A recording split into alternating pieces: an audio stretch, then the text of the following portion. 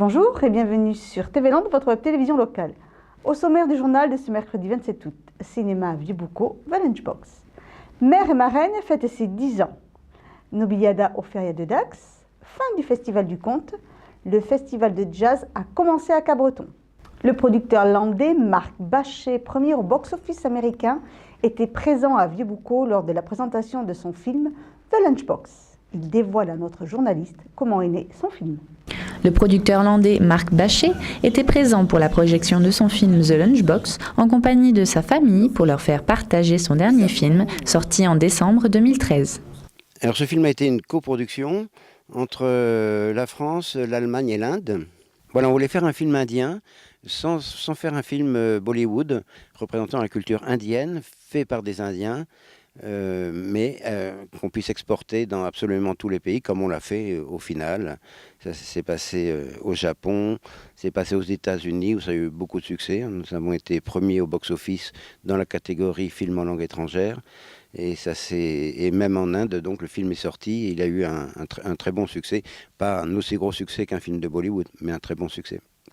Alors pour le scénario, on avait rencontré Ritesh Batra, jeune réalisateur trentenaire, qui faisait des documentaires.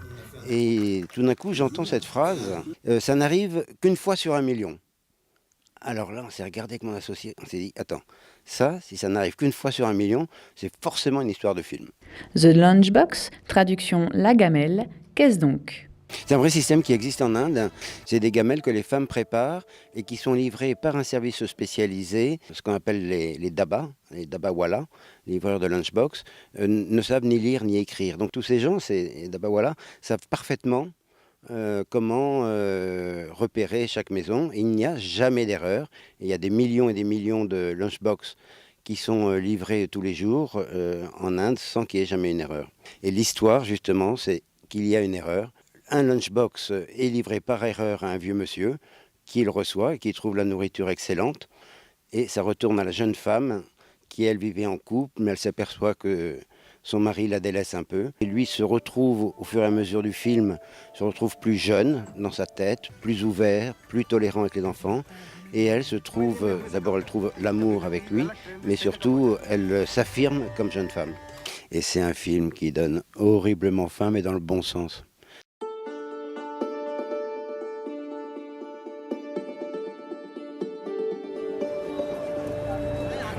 Life is very busy these days. There are too many people and everyone wants what the other has. Pranav, this is Sheikh. He will take over your responsibilities when you leave us next month. Very pleased to meet you, sir.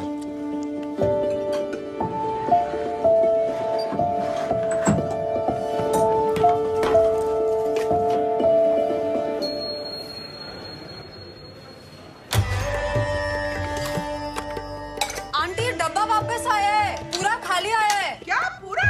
हाँ। लंच कैसा लगा? वो आलू गोभी बनाया था ना, बहुत अच्छा था। आंटी डब्बा किसी और को चला गया लगता है। क्या?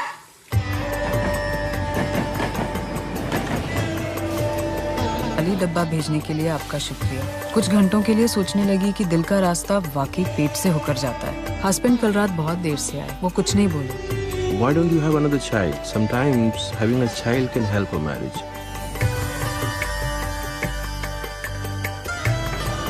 पता 10 साल कम लग रही है आपकी एज। मुझे लगता है अब हमें मिल लेना चाहिए।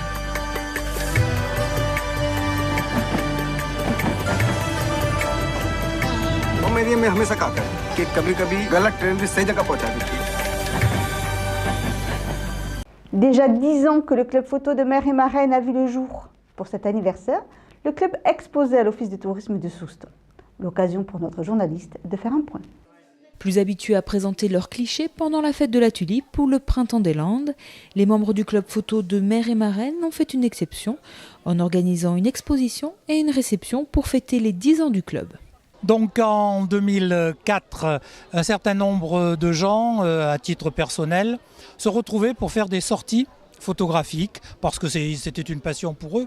Donc l'idée est venue à Robert Gasque, qui était l'animateur, de faire un certain nombre d'initiations techniques, le cadrage, la mise en page de l'image, mais aussi l'appareil photo, comment ça marche, etc.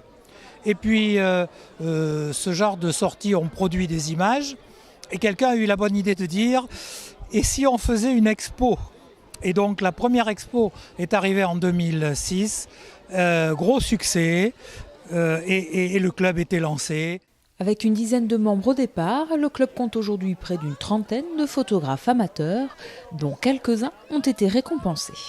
Et on a une dizaine de photographes qui ont eu au moins un prix départemental dans toutes ces associations amies, mais aussi, et nous avons le fondateur du club, Robert Gasque, qui lui a eu un prix régional très très très apprécié à Villeneuve-de-Marsan. C'est la première fois qu'un photographe de notre club obtenait le prix régional. Primé pour cette photo, Robert Gasque, fondateur et animateur du club, a su transmettre à ses membres sa technique, mais surtout sa passion pour la photographie. Robert Gasque, c'est l'âme du club. C'est une personne qui a su insuffler sa passion à tous les membres. Et une fois qu'on a mis un pied dans ce club, on devient forcément passionné, on devient forcément attentif à ses conseils. Il est formidable.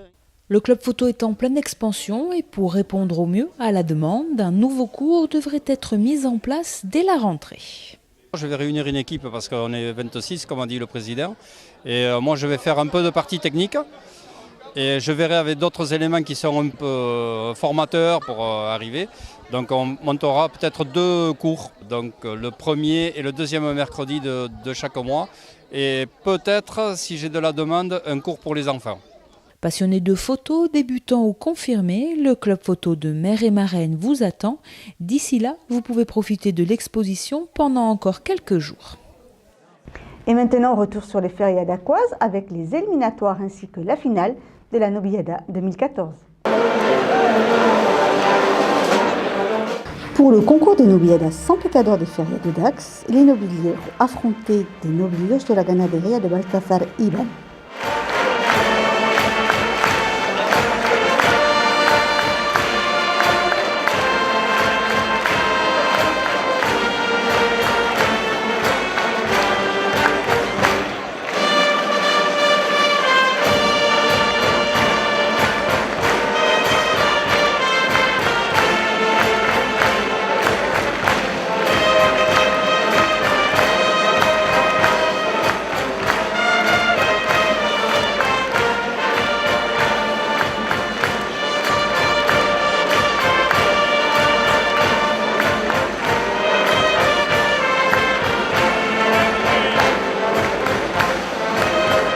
Trois silences et 2 oreilles ont souligné cette nobiliade de qualification. Nobiliada qui a été riche en émotions grâce à du bétail de qualité et des nobilieros déterminés et courageux.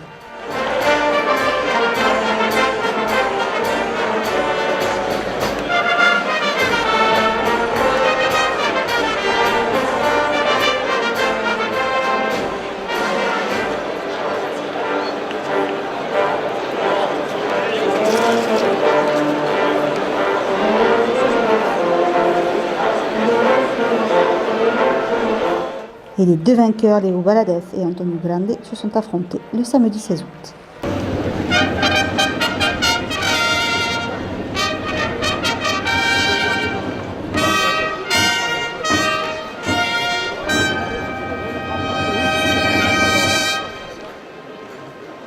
Dans cette finale du concours des Nobiliadas San Pecador, ils étaient face à des nobilios de la Ganadería de Victorian de la Ville.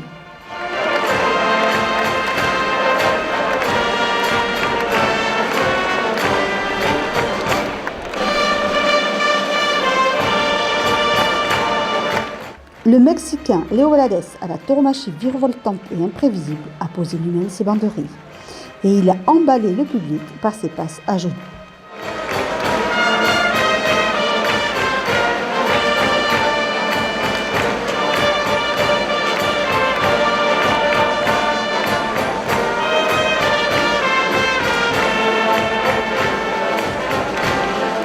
Quant à Antonio Grande, à la très belle technique, il a eu, lui, du mal à transmettre l'émotion.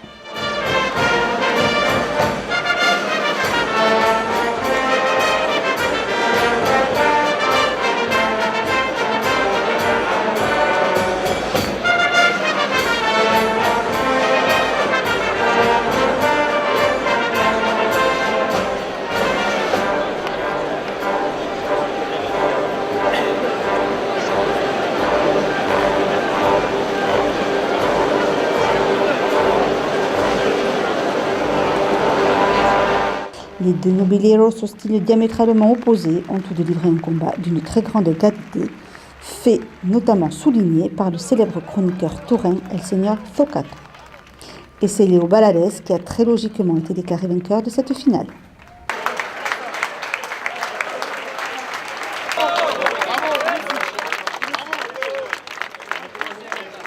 Comme promis lundi, voici pour clôturer le Festival du Conte de Cabreton, Monsieur Mouche et son univers enfantin, ainsi que la compagnie Opus et son monde complètement déjanté.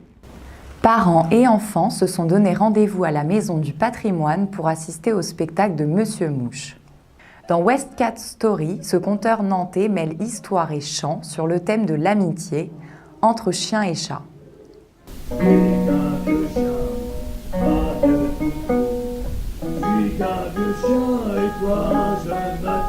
Alors moi j'ai fait des études très compliquées et puis j'ai préféré les abandonner pour aller raconter des petites histoires sur scène. J'ai traîné pas mal dans le réseau Slam Poésie. Et puis j'ai eu la chance à Nantes d'y être au moment où ça prenait bien, que mon nom tourne pas mal. Et puis de fil en aiguille, voilà, de pouvoir proposer d'autres spectacles. Et Monsieur Mouche a trouvé une solution toute simple pour trouver l'inspiration. C'est facile, j'ai une petite fille de 5 ans, alors je la torture jusqu'à ce qu'elle me donne une idée. Voilà, c'est ça, et de dire que les chiens et les chats ils sont jamais amis, alors j'ai essayé de lui expliquer que c'était possible, et voilà. Et puis de là, c'est parti en rajoutant 2-3 musiques un peu idiotes et des chansons mal chantées, et voilà, la soupe prend comme ça, quoi. C'est la première fois qu'il participe au Festival du Conte de Cabreton, et avec un spectacle tout juste sorti de son imagination. Pour l'instant ça va, après c'est mon spectacle enfant, alors c'est ce qui me stresse le plus parce que c'est difficile de gérer les enfants et de savoir si tout va bien se passer. Comme le spectacle change à chaque fois, il y a des fois où c'est trop lent, des fois où c'est trop foutraque, des fois où j'intervertis les chansons. Donc en fait selon les retours, tout se retourne à chaque fois. Des aléas qui sont finalement un atout d'après les spectateurs. Il est naturel, il est simple, ça fait pas du tout jouer, c'est vraiment, il raconte l'histoire comme il la ressent, enfin je pense qu'elle doit changer de spectacle en spectacle aussi, donc non, c'était vraiment agréable, quoi. Le Festival du Conte est l'occasion de partager un bon moment en famille et les artistes font parfois preuve d'une grande originalité pour attirer petits et grands. Chantal Joblon et Pascal Rome ont ainsi mis le feu à la rue piétonne en se transformant en Lucette Champollion et Serge Gauthier. Leur stand de curiosités et causeries artisanales a cartonné, plus pour les conversations animées des deux retraités que pour les articles proposés. Il va vous parler de la mort pendant 3 heures. Mettez-vous là, il y avait un autre bonhomme qui... C'est pas vrai, il n'y a pas un Lucien. On n'arrivera jamais à fourguer ce bol. Il n'y a pas un monsieur qui s'appelle Lucien. On a un bol marqué Lucien, ça fait des années qu'on se balade avec, on ne trouve plus de Lucien. Oh, allez, on y va. Allez, on y va. Oh, bah qu'est-ce que tu fais, Serge? Tu m'as foutu dans le fauteuil, arrête de voir. Allez, levez-vous. Si tu la prennes des petits, je te dis que je vais me casser la gueule quand même. Allez, levez-vous bien, on va mettre le fauteuil là. On va mettre le fauteuil là-bas. Oh, tu l'emmerdes, à tous les coups, il me fait ça. Des tatouages sous forme de tranches de jambon, des bijoux en fil de fer et une dégustation de vin douteux, le clou du spectacle prend la forme d'un jeu. Le public doit miser sur la performance énigmatique de Lucette. Allez, qu'est-ce que je vais faire? Allez, on a le droit d'encourager. Lucette, ouais. Avancez, on refuse pas l'obstacle. Oh non, dis donc, Serge, il est pas assez joli.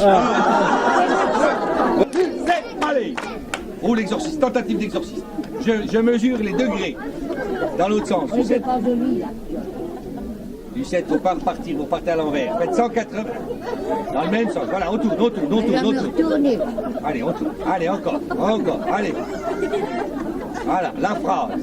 Ta mère est de temps. Bah, j'arrive plus à faire la phrase jusqu'au. C'est annulé. Allez, on continue. Attention. Qu'est-ce qu'elle va faire? Pas mal, non. La moune. Non, c'est pas dans ce sens-là, Lucette. Hein? C'est pas dans ce sens-là. Eh ben, je vais me retourner. C'est pas dans ce sens-là. La moonwalk, c'est à l'envers, c'est en reculant. Eh ben, je la fais pas. Eh ben, je la fais pas. Cette excursion aura bien révélé le potentiel de ces fabricants d'univers singuliers. J'ai failli tricher.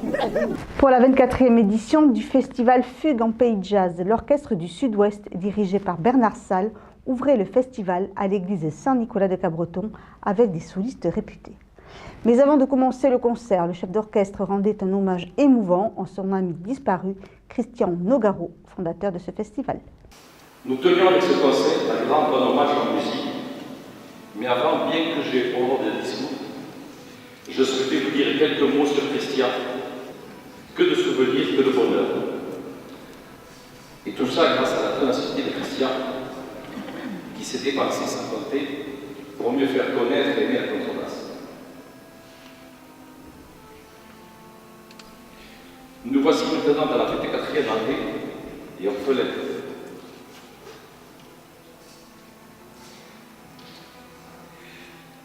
Merci Christian de nous avoir permis de vivre tous ces moments de rencontres humaines et musicales. Tu vas nous manquer. Mais tu seras toujours parmi nous, grâce au instrument que tu as réalisé.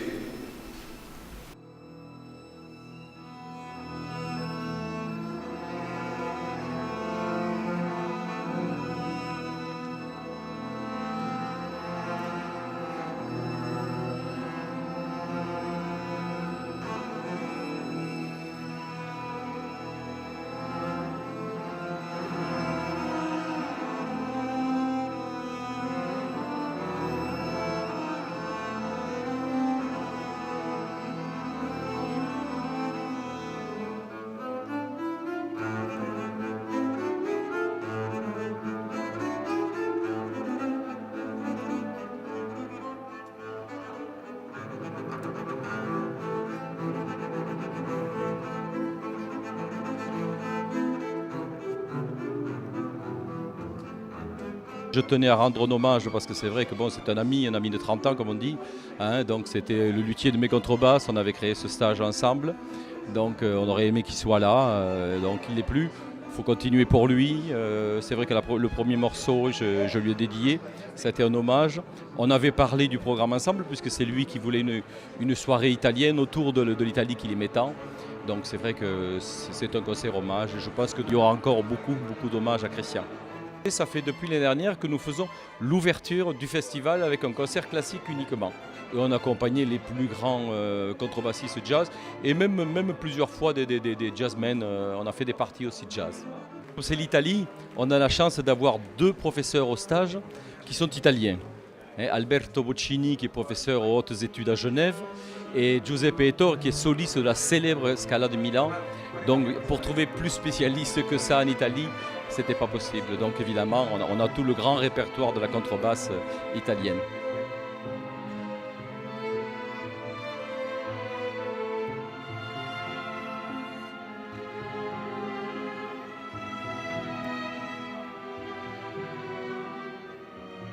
Donc j'ai cité Giuseppe Ettore, soliste de la Scala de Milan, Thierry Barbet qui est professeur au Conservatoire de Paris et soliste à l'Opéra de Paris, Alberto Boccini, donc professeur aux hautes études de Genève et qui est soliste international et qui est venu exprès d'Allemagne pour jouer pour son ami, c'est Wolfgang Göttler qui a été quand même à la Philharmonique de Berlin à l'époque d'Herbert von Karajan.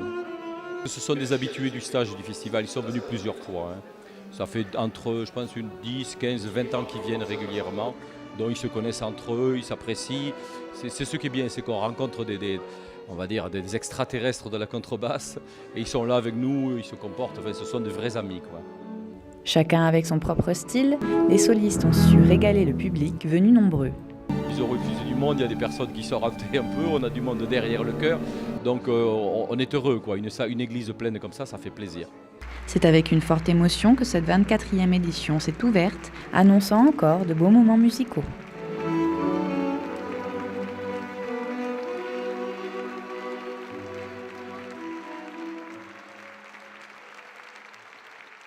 Voilà, cette édition est maintenant terminée. Je vous donne donc rendez-vous vendredi pour un prochain journal de TV Land, votre web télévision locale. Je vous souhaite en attendant de passer une excellente journée.